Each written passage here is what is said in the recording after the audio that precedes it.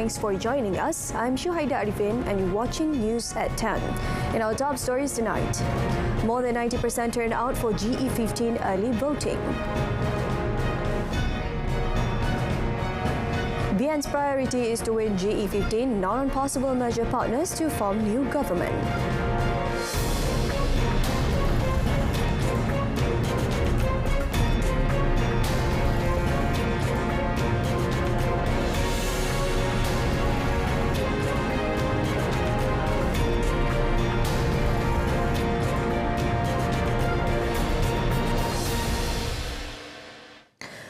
The voter turnout for the early voting process today stood at 94.72%. The Election Commission said a total of 212,961 early voters cast their ballots at 578 early voting centres involving 970 channels for the 15th general election today.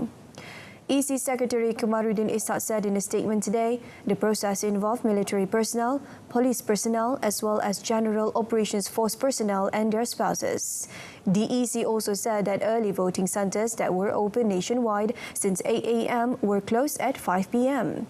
Voters who are confirmed positive for COVID-19 were also separated from the others when they cast their ballots early today to reduce the risk of spreading the virus. The EC said election workers also ensured that the voting process for COVID-positive voters was done as quickly as possible. In addition, the EC said the ballot papers from the early voting will be kept at police station lockups. These ballot papers will be counted on 19th November at the designated counting stations and witnessed by agents of respective candidates.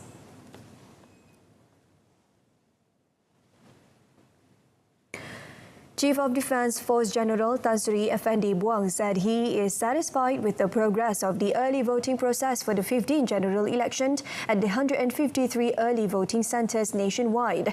Tan Sri Effendi was also satisfied with the commitment shown by military personnel and their spouses.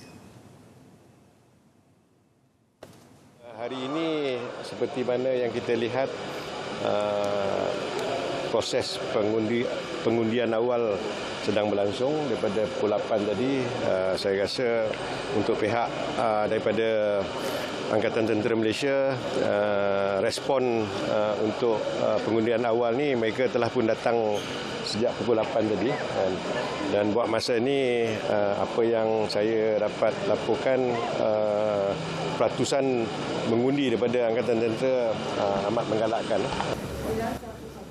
He said this after casting his early vote at the Sekolah Kebangsaan Desa Tun Hussein On, which is in the Setiawangsa Parliamentary Constituency. Tan Sri Effendi was accompanied by his wife Puan Sri Tengku Muhaini Sultan Ahmad Shah. Navy Chief Admiral Tan Sri Muhammad Reza Muhammad Sani and his wife also cast their ballots at the school. Tan Sri Effendi also said that the good weather throughout the country has led to high turnout among the soldiers.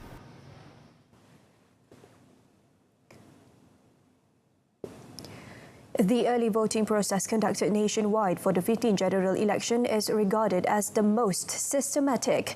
Inspector General of Police Tan Sri Akri Sani Abdullah Sani said the voting process at all polling centres for early voters went smoothly and in order.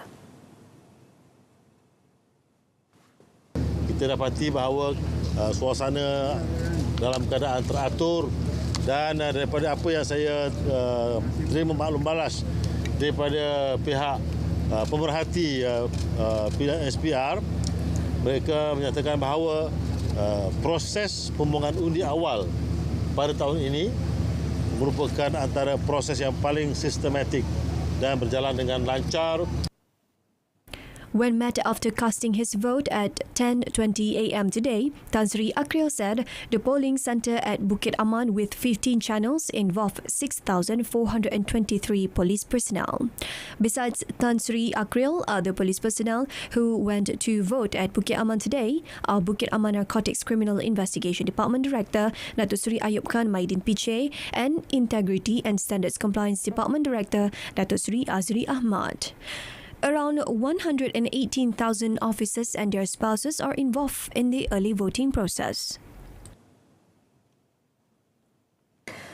The Royal Malaysian Police PDRM have opened 30 investigation papers and detained 14 individuals in 6 states for various offences relating to campaigning for the 15 general election yesterday.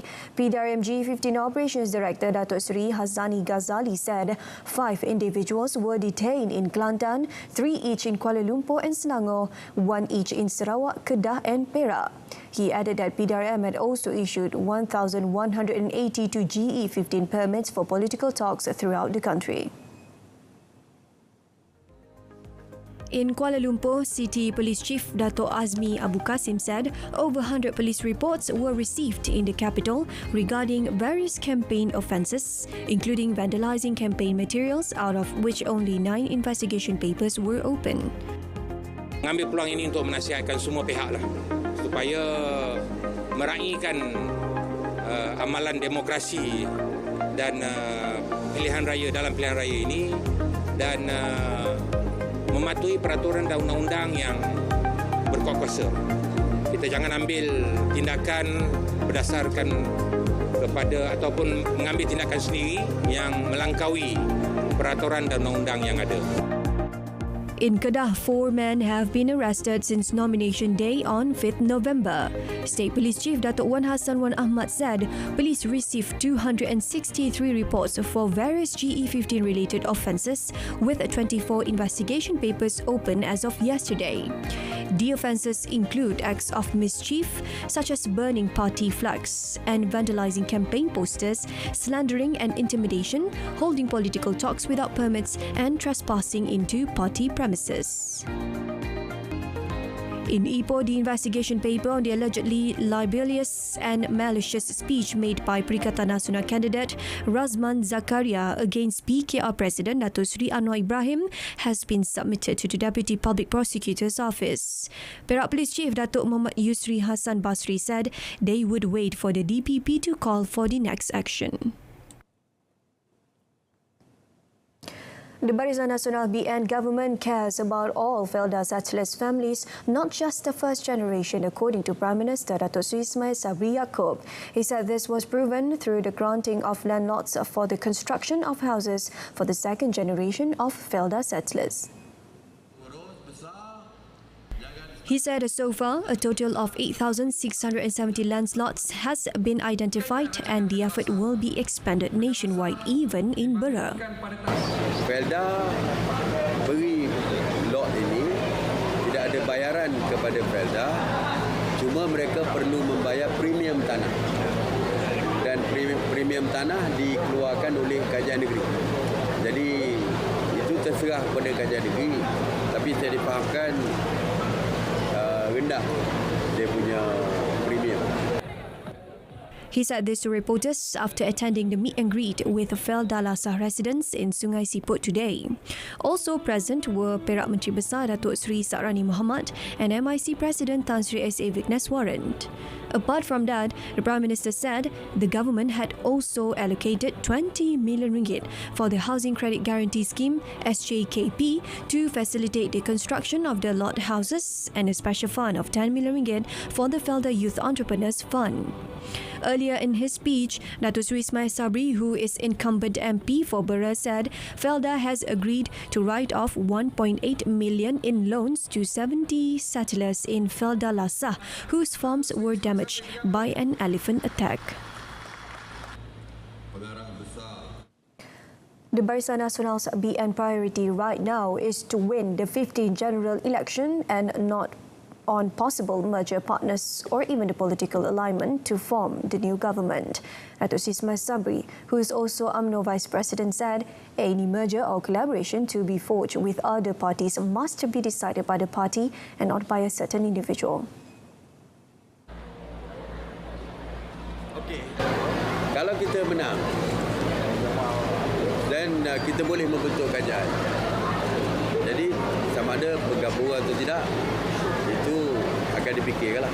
Tapi yang pasti saya sebut di Sarawak semalam, kita pasti akan mewujudkan gabungan bersama parti daripada Sabah dan Sarawak.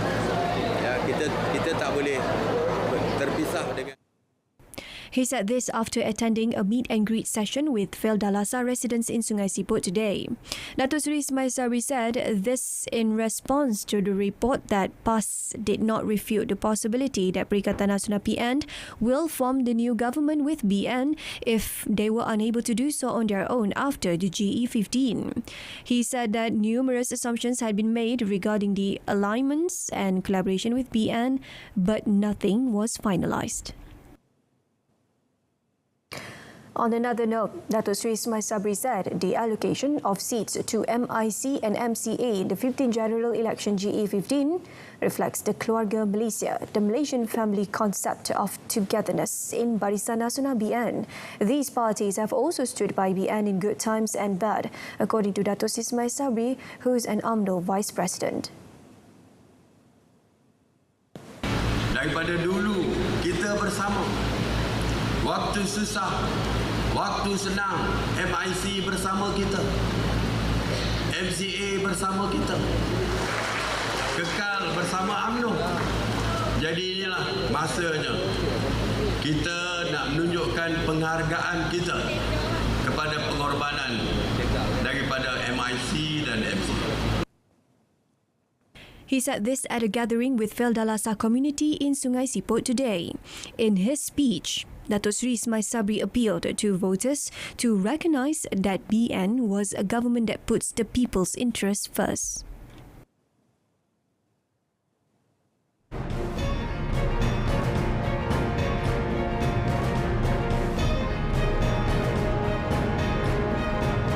Coming up, 18 soldiers rush to hospital after army trucks crashes.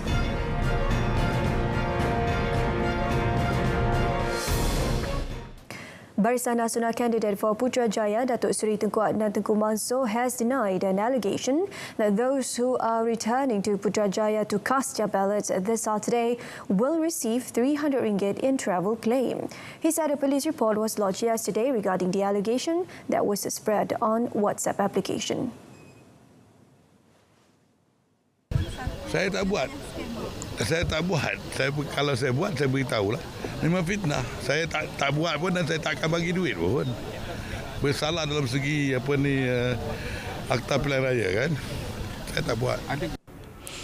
Speaking to reporters after observing the early voting process at the Putrajaya District Police Headquarters today, he stressed that BN Noor himself did not provide payments to voters as it was a breach of the Election Offences Act 1954. Putrajaya District Police Chief ACP Asmadi Abdul Aziz, when contacted, confirmed receiving the report. He said the case was referred to the Malaysian Communications and Multimedia Commission (MCMC) to block the travel claim from Link. 18 soldiers were rushed to hospital for treatment after the truck they were travelling in crashed and landed on its side. A fire rescue department spokesman said the soldiers were among 24 travelling in the army truck when the incident happened just before noon near Kampung Durian Daud near Rembau. The spokesman said rescue and medical personnel who arrived at the scene a short while later treated the injured ones at the scene, and 18 were then rushed to the Rembau hospital. In a statement today, he said 2 were warded at the red zone, 7 in yellow and 9 more in the green zone. The injured personnel were taken to the hospital in the department's vehicles as well as 3 ambulances. He said 6 others only required minor treatment at the scene. Rembau District Police Chief DSP Hazri Muhammad said police received a report on the incident involving victims aged between 24 and 30 at about 12:15 p.m. They were on their way to the polling centre at the Army Basic Training Centre, Pusat Sedar, Port Dickson for early voting. Upon arrival at the scene, the truck suddenly lost control and overturned. He said the case was investigated under Section 43, Subsection 1 of the Road Transport Act 1987.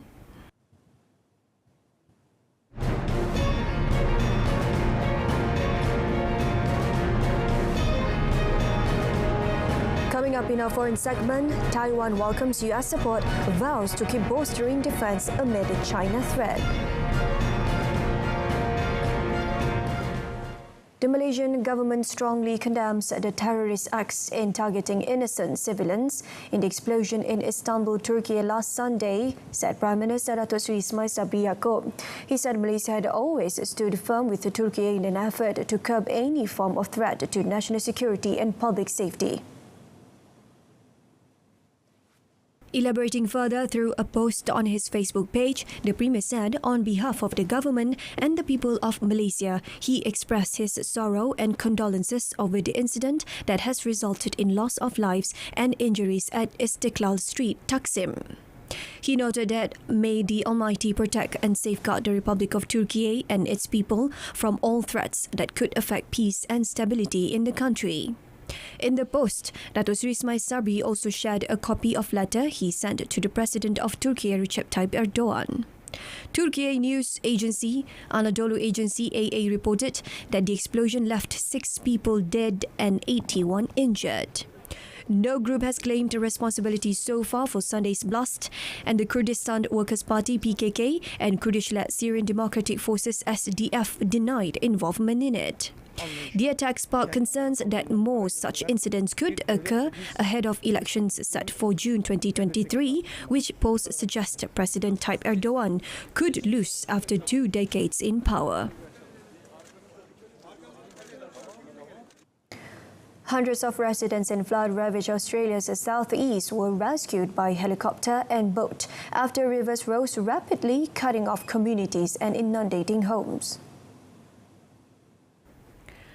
Emergency crews deployed more than a dozen helicopters to rescue trapped people from rooftops in the worst-hit towns in New South Wales and NSW state, officials said, and more than 200 flood rescue operations were conducted in the state over the past 24 hours to this morning, while 24 emergency warnings remain. Although rains have eased and blue skies returned to many inundated areas, emergency crews warned the danger had not yet passed. New South Wales Premier Dominic Perrottet said the federal government will deploy an additional 100 defence personnel for relief efforts, adding that volunteers from New Zealand have arrived, while the state has also sought help from the United States and Singapore. Over the last 24 hours, we've had over 900 requests for assistance. There have been 222 flood rescues. There's obviously concerns for our communities in Yagara and Forbes, particularly Forbes this morning, where evacuation orders are in place. Those evacuation orders affect thousands of businesses and properties, impacting hundreds of people. Taiwan's foreign ministry said that strategic relations with the U.S. and defense capabilities will keep improving after U.S. President Joe Biden reiterated his support for stability in the Taiwan Strait in his meeting with Chinese President Xi Jinping on the eve of G20 summit in Bali. Speaking at a news conference, Taiwan Foreign Ministry spokeswoman Joanne Oh added that Taiwan will strengthen collaboration with like-minded countries to resist the coercion by authoritarian regimes and protect peace and stability in the Taiwan Strait. 台湾我们作为区域负责任的一个成员国家，我们在当前威权主义以及公然挑战国际秩序的关键的时刻，我们会持续来强化台湾自我的防卫的能力，并且也深化跟美国的一个安全伙伴的关系，并且跟邻链国家进一步的合作，来共同对抗威权体制的威迫，维护台湾海峡的和平的稳定，还有印太的区域的自由开放跟繁荣，共同捍卫以规则为基础的国际秩序。 On Monday, the U.S. and Chinese presidents clashed over the issue of Taiwan in their first in-person meeting since Biden took office. In a statement after their meeting, Xi called Taiwan first red line that must not be crossed in U.S.-China relations, Chinese state media said. Biden said he sought to assure Xi that U.S. policy on Taiwan, which has for decades been to support both Beijing's One China's stance and Taiwan's military, had not changed. He added there was no need for a new Cold War, that he did not think China was planning a hot one. Russian Foreign Minister Sergei Lavrov said that the United Nations had told him of written US and EU promises to remove obstacles to the export of Russian grain and fertilizers. Lavrov said he had received undertaking on this from UN Secretary General Antonio Guterres at a meeting on the fringes of the G20 summit in Bali, Indonesia. Russia has long complained of barriers to its farm exports, even though they are not directly targeted by Western sanctions. It has said the renewal of the Black Sea Initiative that allowed the resumption of Ukrainian grain exports in July and is due to expire on Saturday depends on resolving this issue to Moscow's satisfaction. These promises covered the entry of Russian ships into European ports and of foreign vessels to Russian ports, the provision of insurance at normal rates, and removing restrictions on the sanctioned Russia State Bank that finances the farm sector, Lavrov said. Russian grains and fertilizers are not directly targeted by Western sanctions, but Moscow has complained for months that they are effectively restricted because the sanctions limit access to ports, finance and insurance. In spite of the problems, Lavrov said Russia had already exported 10.5 million tons of grain, mainly wheat, of which 60% had gone to Asia and 40% to Africa. The European Union is ready to update its emission-cutting target. Climate Policy Chief Frans Timmermans told the COP27 summit in Sharm el-Sheikh, pointing to recently agreed EU policies to cut emissions faster than planned. Need to take responsibility and So I am happy to announce here today that the EU stands ready to update our NDC reflecting this higher ambition. So don't let anybody tell you, here or outside, that the EU is backtracking. Don't let them tell you that Russia's invasion of Ukraine is killing the European Green Deal, that we are in a dash for gas. The move by the world's third biggest polluter after China and the United States would attempt to convince other countries that the 27-country EU is sticking by its commitments to fight climate change even as it battles an energy crisis. The EU has among the most ambitious climate change policies of major emitters, having committed to cut its net greenhouse gas emission 55% by 2030 from 1990 levels and completely eliminate them by 2050. Thank you. I thank the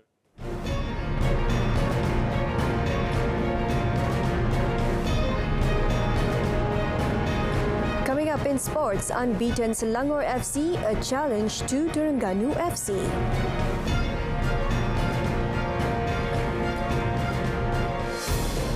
Terengganu FC TFC coach Nafuzi Zain admitted that Selangor FC's 7-match unbeaten record under former national head coach Tan Cheng Ho is a crucial opponent for the Turtle squad.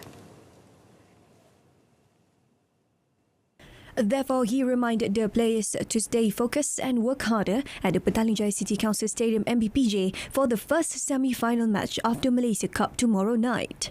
According to him, the Red Giants squad under Cheng Ho has shown an impressive improvement with a more organised and convincing gameplay that will be tough to any opponent. Besides, Nafuzi also reminded his men to get enough rest to ensure that their highest physical and mental fitness levels for the very important match. He added that he believes the players know how to take care of themselves as they have been in a similar situation during the Super League competition and it is not an obstacle for them to succeed. In the history of Malaysia Cup, the Turtles have only lifted the Malaysia Cup trophy once in 2001, while Selangor had secured 33 titles in the championships, with the last time in 2015. The president of the World Football Body called for a 1-month ceasefire in Ukraine to mark the World Cup, saying sport could bring people together. FIFA President Gianni Infantino, addressing leaders of the group of 20 major economies gathered in Bali, said the World Cup opening Sunday in Qatar could serve as a positive trigger in the nearly 9-month Russian invasion of Ukraine.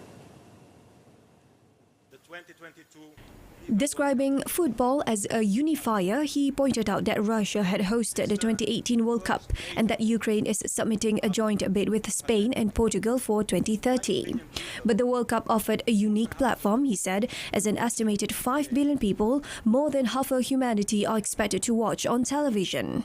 FIFA suspended Russia days after President Vladimir Putin's invasion of Ukraine, booting the Russians from World Cup qualifying matches after several countries refused to play with them. The 2022 World Cup, the first to take place in West Asia, has already been full of controversy, including human rights groups appealing to Infantino to set up a FIFA remediation program to compensate labourers. Infantino, however, defended the track record of the World Cup, saying that hundreds of thousands of workers enjoy better conditions than some years ago. The week-long countdown to the World Cup in Qatar, meanwhile, began as the world's leading footballers focused their attention on one of the most controversial tournaments in history. The first World Cup to be held in the Arab world will kick off on Sunday when the host nation face Ecuador. Holding football's showpiece event in a desert state has necessitated an unprecedented reorganization of the international football calendar, shifting the World Cup from its normal slot in the Northern Hemisphere summer to avoid the Gulf's scorching heat. Sunday's kickoff marks the culmination of Qatar's extraordinary campaign, first to win the vote to land the tournament and then embark on a speeding spree of tens of billions of dollars to build stadiums and infrastructure. Qatar, a country of barely 3 million people and one of the world's biggest producers of natural gas, has spent lavishly. New stadiums have cost more than $6.5 billion and a driverless metro system with a price tag of $36 billion serves 5 of the 8 venues. Some estimates put total infrastructure spending over the past decade at $200 billion. Organisers have predicted more than 1 million fans will travel to Qatar. Tournament chiefs say that 2.9 million of the 3.1 million tickets have been sold, with fans waiting outside ticketing centres in hopes of seeing top games. As World Cup kickoff date approaches, national team began their training sessions. Brazil's football team players held their first training session at their pre-World Cup base in Turin, Italy. The squad gathered at Juventus training facilities, where Brazil will hold a 5-day training camp before flying to Doha on 19th November. Tite's team opened their World Cup campaign against Serbia on 24th November and also face Switzerland and Cameroon in Group G. In Spain, Luis Enrique's side began their World Cup's training session in a joyful, relaxed mood. Spain will square off against Jordan in a friendly match in Amman on Thursday. After that match, the squad will travel to Doha. The absence of veterans like De Gea, Thiago and Barcelona defender Marcos Alonso points to the manager's preference to go all in with Spain's new generation of talent. The Spanish team faced Costa Rica, Germany and Japan in Group E. Meanwhile, Belgian star football player Eden Hazard keen to prove doubters wrong in Qatar's pitch. Earlier, coach Roberto Martinez included injured striker Romelu Lukaku and playmaker Hazard in his 26-man squad, saying he will give the former every second to regain his fitness for the tournament. Lukaku has been suffering with a hamstring injury which, coupled with a thigh problem earlier this season. Hazard and his compatriots trained for the last time on Belgian soil before they leave for Qatar. Alright, that wraps up this evening's news at 10. In our top story, more than 90% turned out for GE15 early voting. Join us again at 12:30 tomorrow afternoon. Till then, I'm Shuhaida Arifin yang SAHIH di RTM, #MyPRU15. Salam keluarga Malaysia and have a pleasant evening.